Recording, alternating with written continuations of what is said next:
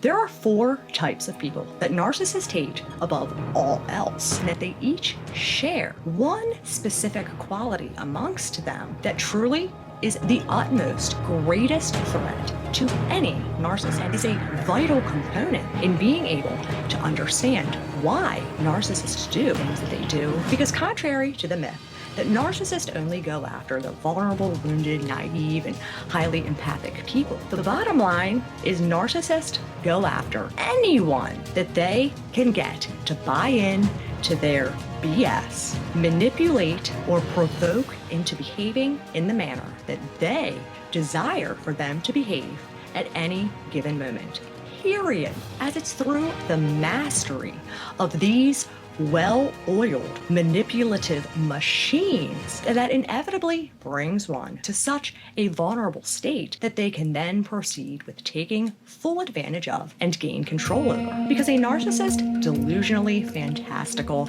magical way of thinking is not a matter of just them merely wishfully thinking this. Oh no, it is going all in, 100%. Full-fledged, hardcore, delusionally, magically fantastical, in that these people literally think that they are the perfect combination of Zeus, Hera, and Harry fucking Potter, and see they're successfully being able to mess with your mind, psychologically torture you to conform, and distort your reality as proof that they are, in fact, some kind of almighty, supernatural being with mystical powers. And why? One of the best ways that you can get out from under their grasp and get back your life and sanity is by becoming the person that haunts every narcissist. So here we go. Narcissists hate individuals with a good, healthy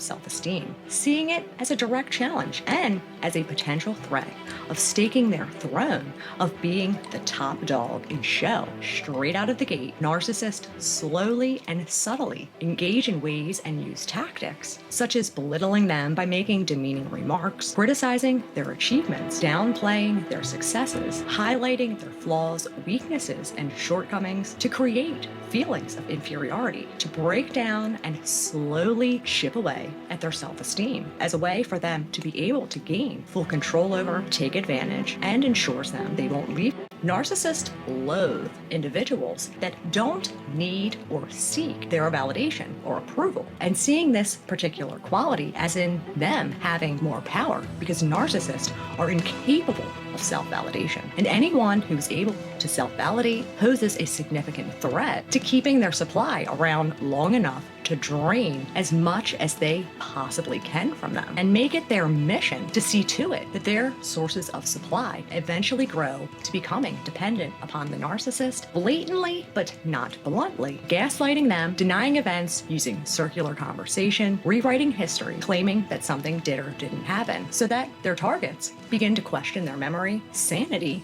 and eventually their worthiness, using hot and cold treatments, making it so that the target begins to crave this validation, using affection as a form of punishment, giving them fewer breadcrumbs, and more infrequently creating more and more of a dependence on them each time, as well as use abuse by proxy by sending their pretties off into flight or through the use of triangulation. It assures the narcissist that they can do whatever it is that they want, and their sources of supply will be right there, continuing to tolerate their mistreatment, waiting for the next time they'll give them a teeny little bit of validation. Narcissists detest people who are firm with their boundaries and not allow them to intentionally overstep these boundaries as they please, which doesn't exactly fly for the narcissist, as this challenges their superiority. As a way to ensure that they have dominance, they will resort to anger and aggression to intimidate and threaten them so that they feel more powerful and in control. Use guilt trips, emotional blackmail, throw around the victim card like it's their job, withdraw and withhold love, sex, or affection as a way to punish them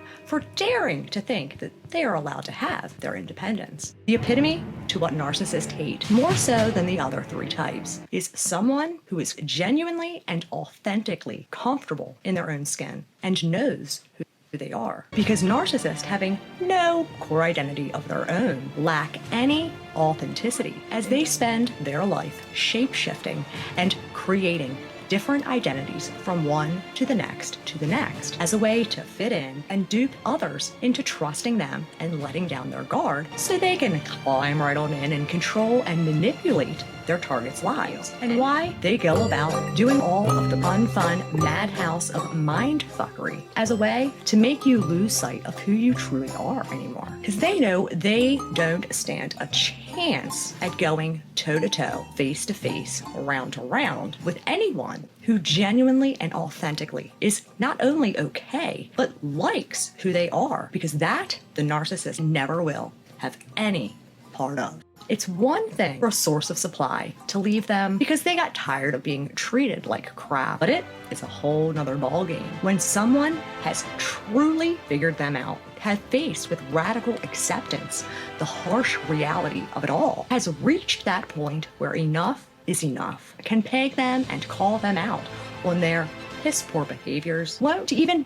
bother defending all of the cockamamie nonsense that the narcissist has been spewing to every man and woman they've crossed paths with on the street, stop emotionally responding to them altogether, refuse to play in their twisted game, and unwilling to participate in any form of enabling is what haunts the worst nightmares of a narcissist. It's within enabling that truly allows the narcissist show to go on, and losing an enabler terrifies them to the core, because without enablers defending their malevolence and making excuses for their heinous acts, eventually their delusions would crumble, and you cutting them off of both supply and no longer enabling them to behave or get away with anything that they do. They now know, in your eyes, they don't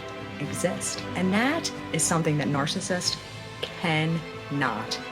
bear. But here's the thing. Once you get to this point, you will find yourself feeling so strong, engaged in your own life, and once again doing things that bring you joy and thriving on your rise back up, that all those times that you thought about finding a way to seek revenge or seeing to it that the narcissist pay for what they done, you, quite frankly, could no longer even give a shit. And that is when they simply disappear into your past where they belong, and you continue on your rise back up as you have regained your life, your sanity, and your freedom. Focus on you.